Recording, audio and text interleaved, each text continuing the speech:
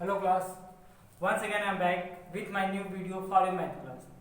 Okay, so I will take the next point that is multiple and factor of a given number. किसी number का multiple क्या होता है, factor क्या होता है. Okay, so before starting that particular point of the multiple and factor, I would like to solve a doubt of a student of exercise 1.3. Exercise 1.3 का एक डाउट है स्टूडेंट का, पहले मैं उसको सॉल्व कर लेता हूँ और उसके बाद I will take the next topic that is multiple and factor. Question second is given. I am not going to write down all the question because it is very lengthy and will take a lot of time. So I am going to mention the main point that is necessary for solving this specially question. Exercise 1.3 question second. Okay, I am going to read out that question. The mass of an empty gas cylinder is 40 kilogram 450 gram. Question is given कि mass of a gas cylinder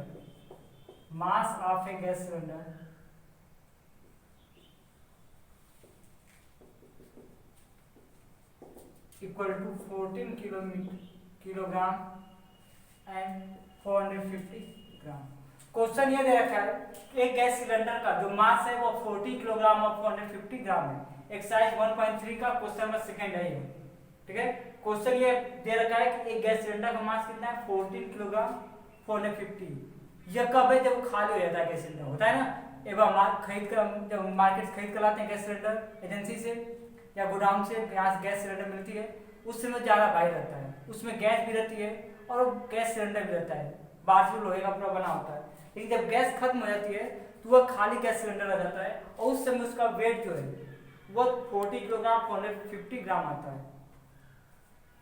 and mass of cylinder filled with gas, mass of cylinder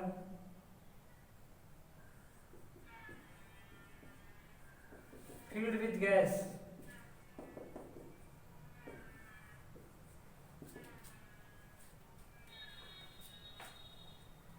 that is 28 kilogram 350 gram. दिया है हमारा 28 kilogram और 350 gram. Okay, question is asking how much mass of gas contain the cylinder.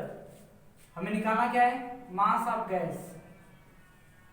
तो बताओ gas cylinder में gas कितनी kilogram भरी थी. Second, there are 22 cylinder, what is the total mass of empty cylinder. करा अगर 22 सिलेंडर दिया हो, पूरे 22 सिलेंडर वहां पे हो, तो empty सिलेंडर का मास बताओ.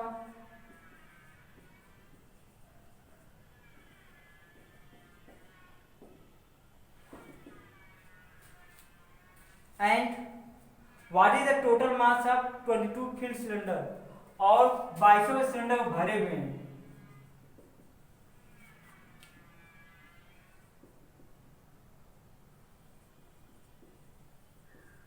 तो उनका मान बताओ. क्लियर. सो मैं क्वेश्चन को फिर से रिपीट कर रहा हूं. क्वेश्चन दिया था कि mass of a gas cylinder is 40 kilogram 450 gram. एक गैस सिलेंडर का मास कितना है, 40 किलोग्राम और 450 ग्राम है. Mass of cylinder filled with gas, gas के साथ जो भरी हुई सिलेंडर है उसका मास है 28 किलोग्राम 350 ग्राम. हमसे कह रहा है मास ऑफ गैस बताओ, तू बताओ उस गैस सिलेंडर में गैस कितना भरी है. उसके बाद कह रहा है टोटल हमारे पास 22 सिलेंडर हो तो एम्प्टी सिलेंडर का मास कितना होगा, अगर वो भरा रहता है तो उसका मास कितना होगा. ठीक है, तो हम पहले क्या कैलकुलेट करते हैं,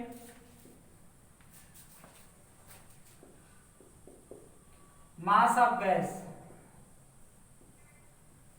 अगर मास ऑफ गैस आप निकालते हो तो क्या आ जाएगा, पूरे सिलेंडर गैस के साथ भरे हुए सिलेंडर के मास में से एम्प्टी सिलेंडर का मास क्या कर दो, माइनस कर दो. मीन्स 28 किलोग्राम 350 ग्राम में से 14 किलोग्राम 450 ग्राम को माइनस कर दो. यहाँ पर कर दो माइनस.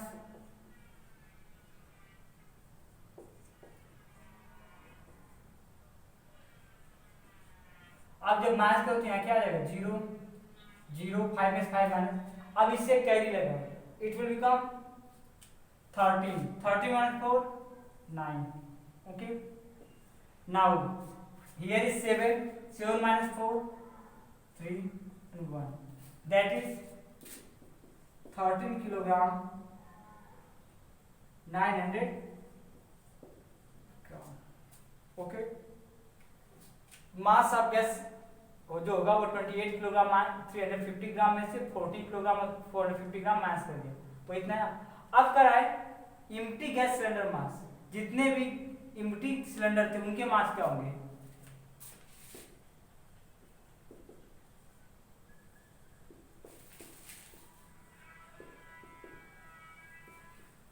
तो इसके लिए क्या करोगे 14 किलोग्राम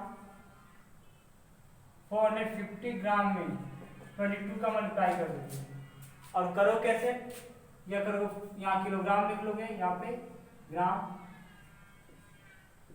22 मल्टीप्लाई कर दो, 2 पहले 0 होगा, फिर 5 टू 10, 4 4 जा 4 टू 8 19, फिर कितना 28, फिर 0 0 9 8 मल्टीप्लाई 0 0 9 8 और 7 सॉरी 8 और 9 17 11 कितना आ जाएगा 317, ध्यान रखना 3 प्लस तक ग्राम रहेगा और बाकी सब किसमें रहेंगे किलोग्राम में, ये हमारा आ जाएगा 317 किलोग्राम और 900 ग्राम। तो मल्टीप्लाई में थोड़ा बहुत प्रॉब्लम हुई तो अपना मल्टीप्लाई कर चेक करना। उसके बाद मास ऑफ फील्ड 22 सिलेंडर, तो क्या करोगे फील्ड का देखो कितना वैल्यू है, तो फील्ड गैस सिलेंडर का 28 किलोग्राम 350 ग्राम इनको क्या करोगे 20, आप वैसे मल्टीप्लाई कर लेना, क्लियर, 3 प्लस तक, क्योंकि 1000 में सॉरी 1 किलोग्राम में 1000 ग्राम होता है, यानी 3 जीरो रहेंगे, 3 प्लस तक क्या ग्राम रहेगा, बाकी सब किलोग्राम, जैसा कि मैंने बताया इंटरचेंज करते हो, ठीक है। आप ऐसा करना, जो भी आंसर आएंगे वो किससे हो जाएंगे, mass of field 22 cylinder, 22 cylinder जो गैस भरे हैं उनके क्या रहेंगे मास हो जाएंगे, क्लियर। तो एक बार मैं फिर से एक्सप्लेन कर दे रहा हूँ। क्वेश्चन दे रखा था कि mass of a gas cylinder equal to 40 kilogram 450 gram. एक गैस सिलेंडर है, देखिए उसमें गैस नहीं भरी है, वो खाली सिलेंडर है और उसका मास दिया 40 किलोग्राम 450 ग्राम। कह mass of cylinder filled with gas, जब गैस से भर देते हैं उसका मास होता है 28 किलोग्राम 350 ग्राम। हमसे कह रहे मास ऑफ गैस, तो गैस में कितनी भरी है बताओ, इम्प्टी गैस सिलेंडर, अगर 22 गैस सिलेंडर दे रखा है, इम्प्टी गैस सिलेंडर मास यानी जितने 22 सिलेंडर खाली जो है उनके पूरे मास कितना होगा, अगर उनको भरा गया है गैस के साथ तब उनका मास पूरा कितना होगा। तो मास ऑफ गैस क्या होगा, गैस के साथ भरी हुई सिलेंडर के मास में से खाली सिलेंडर का मास माइनस कर दो, यानी 28 किलोग्राम 350 ग्राम में से 40 किलोग्राम 450 ग्राम माइनस कर दोगे तो 30 किलोग्राम 900 ग्राम। ओके, एम्प्टी गैस सिलेंडर के लिए एक गैस सिलेंडर के खाली एक गैस सिलेंडर के वेट में 22 का मल्टीप्लाई कर दो, इतना रहेगा। और फील्ड के लिए एक भरे हुए गैस से भरे हुए सिलेंडर के मास में जितना गैस सिलेंडर दिया है उसका मल्टीप्लाई कर दो, जो आंसर आएगा वो उसी का हो जाएगा, clear.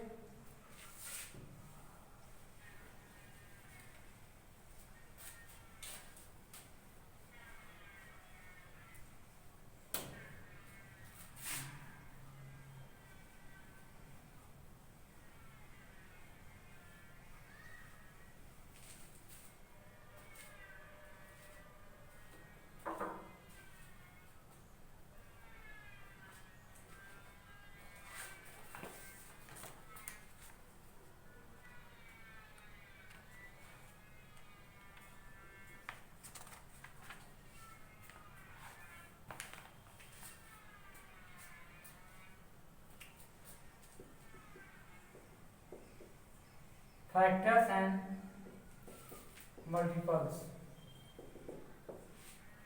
So what is factor and what is multiple of a given number?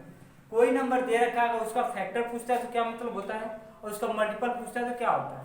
तो factor means are the collection of the number which can divide a given number completely, means without giving any reminder या reminder zero.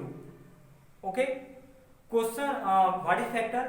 Factor is number और what are factors? Factors are group of number. ठीक है, अगर single factor है तो इसका मतलब क्या होता है, factor is a number which can divide a given number completely. Completely means without releasing और लेफ्टिंग एनी रिमाइंडर, बिना रिमाइंडर छोड़े जब कोई नंबर किसी दूसरे नंबर को पूरी तरह डिवाइड कर देता है तो जो नंबर डिवाइड करता है वो उसका 15 कहलाता है, उसका वो क्या होता है, फैक्टर कहलाता है। जैसे अगर मैं 6 को डिवाइड करता हूँ 2 से, अगर मैं 6 को डिवाइड करता हूँ 2 से, it can be written as 6 divided by 2, 3 times 6। तो देख सकते हो जब 2 से हमने 6 को डिवाइड किया तो रिमाइंडर कुछ भी नहीं है, जीरो आ रहा है। कुछ भी नहीं मतलब क्या है, जीरो है, यानी ये कंप्लीटली डिवाइड कर रहा है। कंप्लीटली डिवाइड करने का मतलब ये हुआ कि रिमाइंडर जीरो होना चाहिए। ऐसे कंडीशन में हम कह सकते हैं कि 2 इज फैक्टर ऑफ 2 जो है 6 का फैक्टर है, यानी 6 को 2 पूरी तरह डिवाइड कर सकता है। क्लियर? ओके, तो जो नंबर किसी दिए हुए नंबर को कंप्लीटली डिवाइड करता है वही नंबर उसका क्या होता है, फैक्टर कहलाता है। ठीक है, and we have to calculate a lots of a number can have a lots of factor. एक नंबर के बहुत सारे फैक्टर हो सकते हैं। पहले तो दो उसकी कंडीशन फिक्स होती है, दो फैक्टर तो उसके हमेशा होंगे। कौन कौन होंगे? First is 1 and then other is itself. एक नंबर के दो फैक्टर तो फिक्स होते हैं पहले से, पहला होता है वो खुद, दूसरा 1। यानी जैसे अगर मैं बात करता हूँ 3 को डिवाइड करने का, तो 3 दो नंबर से तुरंत डिवाइड हो जाएगा। एक किससे डिवाइड होगा? 1 से, और एक किससे डिवाइड होगा? 3 से। बाकी से डिवाइड होगा या नहीं होगा वो तो अलग की बात है, लेकिन 2 से जरूर होगा। जैसे 6 है, 6 2 से पहले से डिवाइड होगा ही, सभी नंबर 1 से और 6 से। बाकी किससे किससे डिवाइड होता है वो तो चेक करने के बाद ही पता चलेगा। बट दो ऐसे नंबर रहेंगे जिनसे वो हमेशा डिवाइड होगा, एक 1 से और एक 6 से। यानी हर एक नंबर के दो फैक्टर तो फिक्स होते हैं, एक 1 और ये एक वो खुद। इसके अलावा बाकी जो रहते हैं वो हमारे कंडीशन पर डिपेंड करते हैं। उसके बाद क्या होता है? मल्टीपल।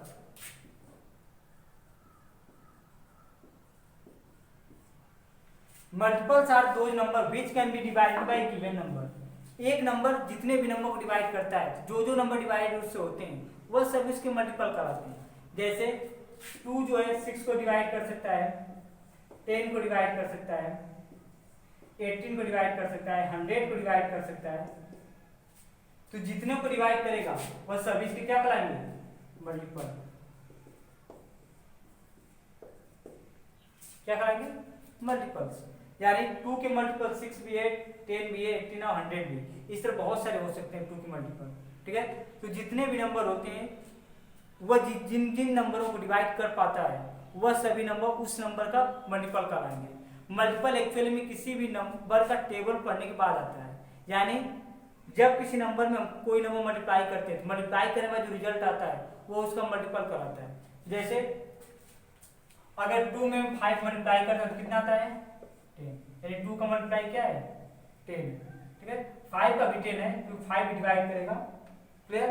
तो मल्टीपल मीन्स मल्टीप्लाई करने के बाद, यानी टेबल जब हम किसी नंबर को पढ़ते हैं और टेबल पढ़ते वक्त जितना आता है सब इसको क्या कराएंगे? मल्टीपल। और ये भी नहीं कि टेबल बस 10 तक पढ़ते हैं, 11 टाइम, 12 टाइम, 30 टाइम, 40 टाइम, जितने टाइम पढ़ोगे 100 टाइम, 100 टाइम हो सकता है। ठीक है, हाँ, अपने लोअर क्लास में क्या होता है कि कन्वीनियंट के लिए, सुविधा के लिए हम 10 तक पढ़ते हैं, क्योंकि कोई भी नंबर जो मल्टीप्लाई करते हैं वो उसका एक तरह से टेबल ही पढ़ना होता है। अगर 2 में मैं 12 मल्टीप्लाई करता हूँ, हम क्या कहें 2 का 12 टाइम पढ़ रहे हैं, होता है 2 में 8 का मल्टीप्लाई कर रहे हैं, 2 का टेबल 8 टाइम पढ़ रहे हैं, वैसे 2 का टेबल 12 टाइम पढ़ रहे हैं। ठीक है, हाँ, 10 तक पढ़ना आसान होता है, उसको को मल्टीप्लाई करना पड़ता है। ठीक है, तो किसी भी नंबर को मल्टीप्लाई करने के बाद जो नंबर मिलते हैं वो सभी क्या कराते हैं? उसकी मल्टीपल कराते हैं। यह था मल्टीपल ऑफ फैक्टर। यह बस एक इंट्रोडक्शन है, अभी मैंने डीपली इसको एक्सप्लेन नहीं किया है। अब मैं स्टार्ट करता हूँ एक्सप्लेन करना। पहले मैं फैक्टर करता हूँ, उसके बाद किसको? मल्टीपल को।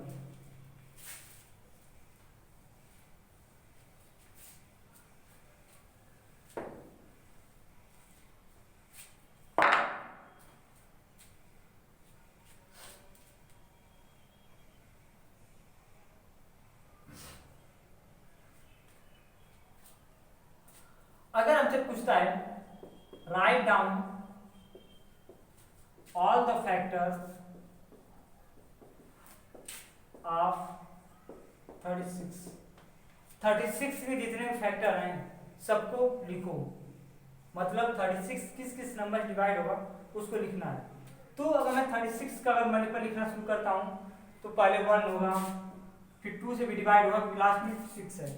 अभी आगे जब पढ़ाऊंगा एक चैप्टर के बाद डिविजिबिलिटी, तो आप आराम से निकाल सकते हो फैक्टर्स, ठीक है। इसमें चैप्टर लगता है आगे पीछे कुछ कर दिया है एक्सरसाइज को, वरना अगर डिविजिबिलिटी के बाद अगर फैक्टर आता तो हमें थोड़ा पढ़ना क्या था, इजी रहता, ठीक है। तो उसमें फटाफट हम पता कर सकते हैं।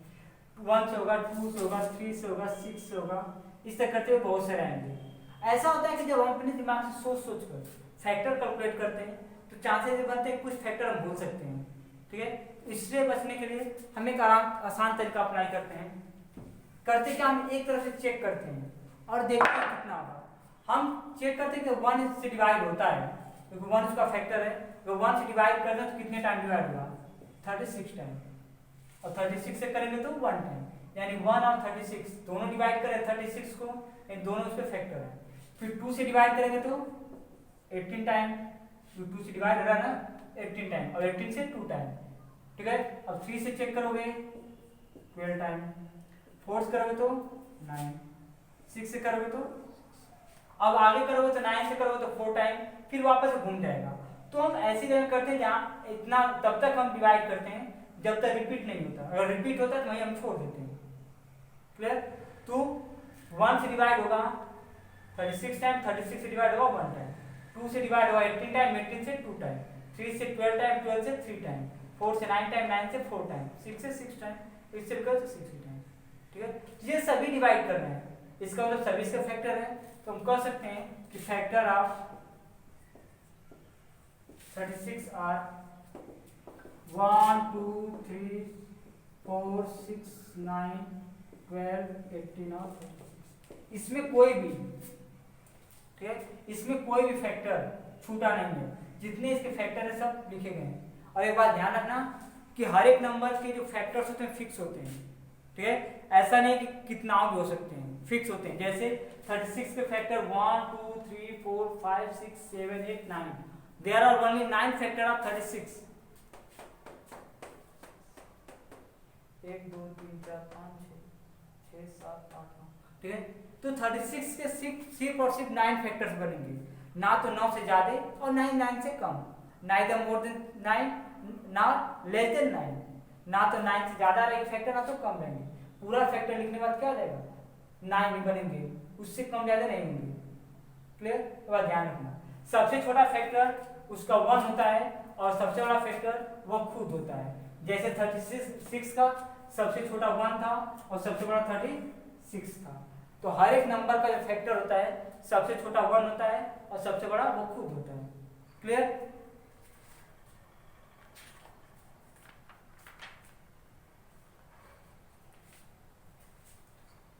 जस्ट फॉर, अगर मान लो कि 48 का कैलकुलेट करना होता तो हम क्या करते हैं, उसी तरह 1 से डिवाइड करते 48 टाइम, फिर 2 से डिवाइड करोगे तो 24 टाइम, डिवाइड कर लेना बाद बगल में।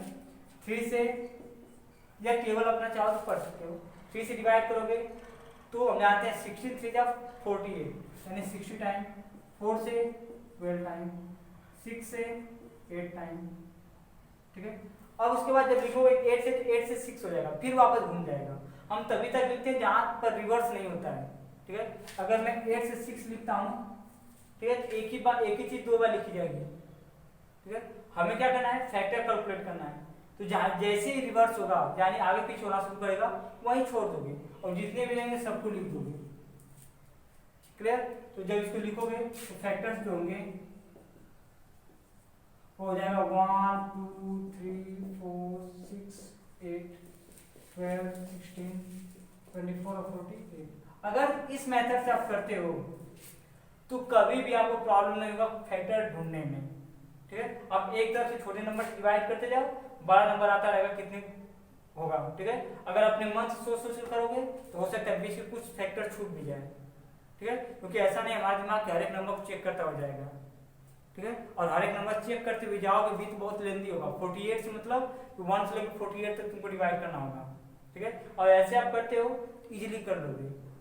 ठीक है, इस मेथड को अप्लाई करोगे तो फैक्टर्स कैलकुलेट आराम से हो सकते हैं। ठीक है, अब इस बेसिस पे एक्सरसाइज 2.2 सॉल्व करोगे और जो भी इसके प्रॉब्लम रहेंगे, ठीक है, कुछ खास एक्सरसाइज तो नहीं है, थोड़ा बहुत है। ठीक है, आप इसको सॉल्व करना और जो भी प्रॉब्लम होगी I will take it in your next video. Okay, thank you.